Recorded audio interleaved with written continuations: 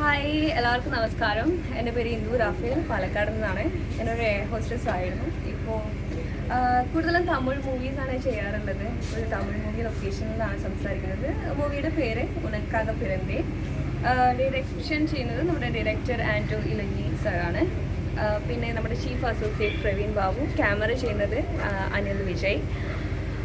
ഇതിൻ്റെ location shoot എല്ലാം Malaysia, സിംഗപ്പൂരായിരുന്നു. Corona Covid എല്ലാം ആയത് കാരണം നമ്മളത് സ്റ്റോപ്പ് ചെയ്തിരിക്കുകയായിരുന്നു 2-3 months. ഇപ്പോൾ നമ്മുടെ ഷൂട്ട് നടക്കുന്നത് ഏഴുപുന്നം, എറണാകുളം, അവിടെയൊക്കെയാണ് ഇതിൻ്റെ ലൊക്കേഷനായിട്ടുള്ളത്.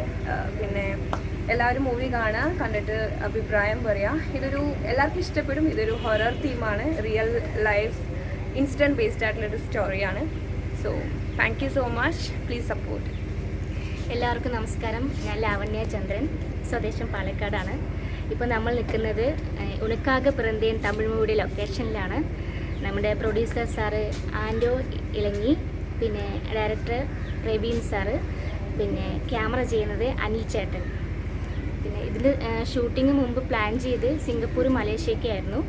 ഇപ്പം നമ്മളിപ്പോൾ നിൽക്കുന്നത് എറണാകുളത്ത് ഏഴുപുന്ന അവിടുത്തെ ലൊക്കേഷനിലാണ് നിൽക്കുന്നത്. അപ്പോൾ എല്ലാവരും കണ്ടിട്ട് അഭിപ്രായം പറയണം.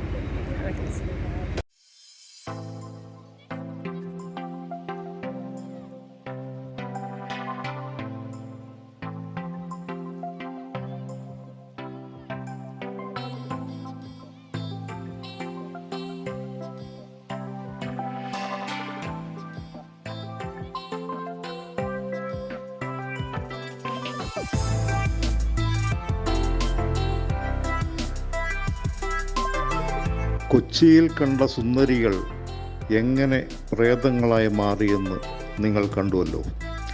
ആൻഡ്രൂ ഇലഞ്ഞിയുടെ ഉനക്കാകെ പിറന്തേ എന്ന ചിത്രത്തിലാണ് അവർ പ്രേതങ്ങളായി മാറിയത്.